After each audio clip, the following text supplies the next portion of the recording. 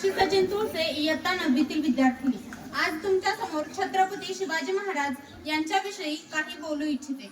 या महाराष्ट्राचा इतिहास लिहिला तो कोणी ऐऱ्या-गैऱ्याने नव्हे, तर या महाराष्ट्राचा इतिहास लिहिला तो हिरव्या पिवळ्या शालीनं, तलवारीच्या खणखणाटीनं, घोड्यांच्या टापानं आणि शाहिरांच्या डफानं।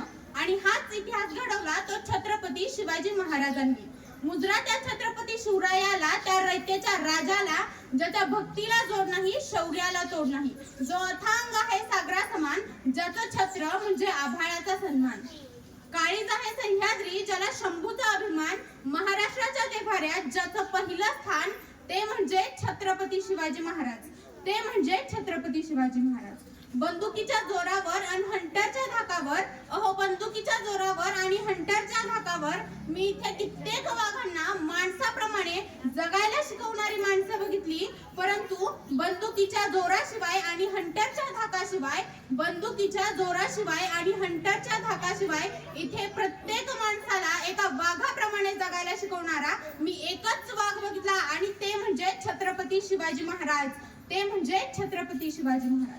आज आपण ज्या महाराष्ट्रात राहतो तो महाराष्ट्र म्हणजे काय? तो महाराष्ट्र म्हणजे शिवरायांच्या विचारांचा, जिजाऊंच्या संस्कारांचा आणि शंभूंच्या पराक्रमाचा साक्षीदार म्हणजे माझा हा महाराष्ट्र। कष्टकरी शेतकऱ्यांचा, दीनदलितांचा, 105 हुतात्म्यांच्या बलिदानाचा, दिल्लीच्या तख्तालाही घाम फोडेल असा माझ्या जिगरबाज मावळ्यांचा हा माझा महाराष्ट्र। आणि याच महाराष्ट्राच्या मातीत 19 फेब्रुवारी 1630 रोजी छत्रपती शिवाजी महाराज यांचा जन्म झाला।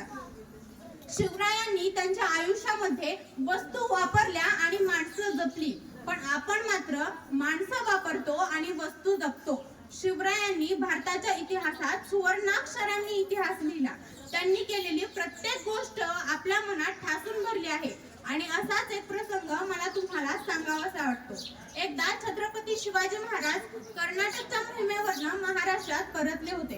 तेथे एक बेलवाडी नावाचे गाव होते। त्या गावात एक छोटासा किल्ला होता।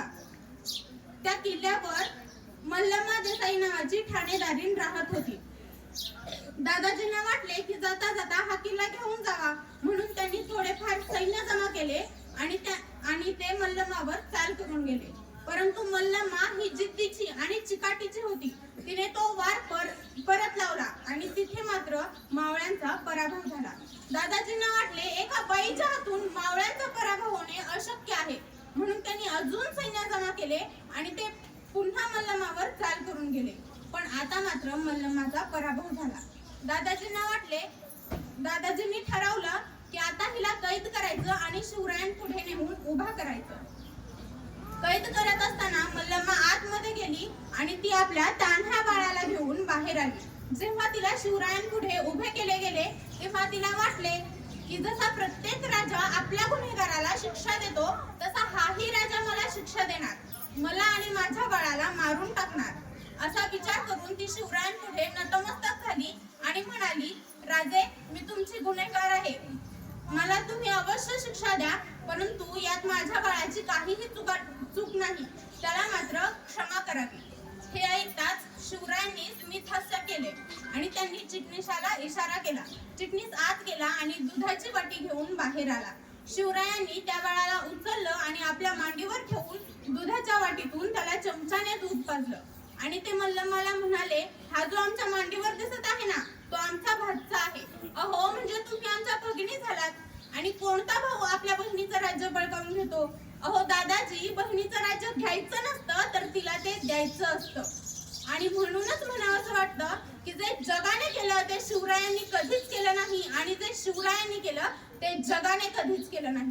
शेवटी आणि म्हणूनच या जगाला शिवरायांपुढे झुकावं लागलं। शेवटी एवढंच म्हणावंसं वाटतं की देवाकडे फूल मागितलं तर देवाने अख्खी बागच दिली, देवाकडे फूल मागितलं तर देवाने अख्खी बागच दिली, देवाकडे राहण्यासाठी घर मागितलं तर देवाने अख्खा राजवाडाच दिला, देवाकडे पिण्यासाठी पाणी मागितलं तर